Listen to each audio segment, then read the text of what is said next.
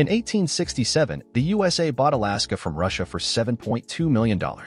Even if you convert the amount to today's standards, the United States made a real bargain here. But why did Russia sell a territory almost 5 times the size of Germany for such a ridiculous price? Let's start with the history of Alaska. It already begins around 12,000 BC. At that time, there was still a land bridge between the Asian and American continents, which is why the first immigrants from Asia migrated to Alaska.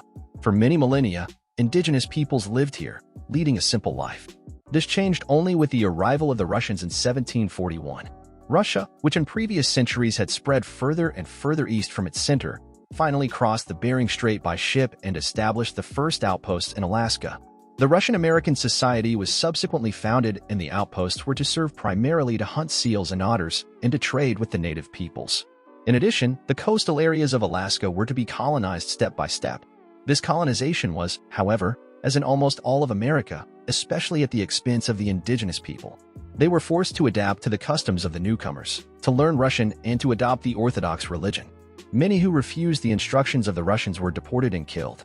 Even though the colonization of Alaska seemed useful to the Russians at first, the province was never really profitable, mainly because of the enormous distance from Moscow and St. Petersburg and the accordingly seemingly endless transport route. From St. Petersburg, it was impossible to get to Alaska by ship at that time.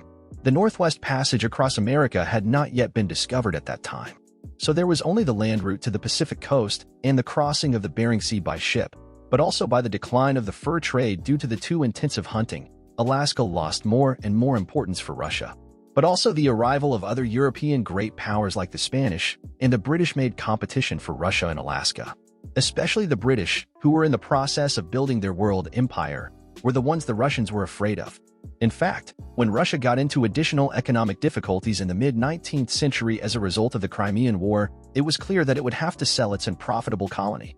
However, the Russian leadership did not want the huge territory to fall into the hands of the British. After all, it was Britain that assisted the Turks in the Crimean War and defeated Russia. Since the empire was militarily far superior to the Russian Tsarist Empire, the Russians would have had nothing to oppose an invasion of Alaska. Therefore, they wanted to beat the British to the punch and make at least a little money by selling the colony. The only possible buyer was the United States. Russia offered them a sale as early as 1859. However, at that time the USA were so torn apart by the American Civil War that a purchase was delayed. The Americans, however, had the same goals as the Russians.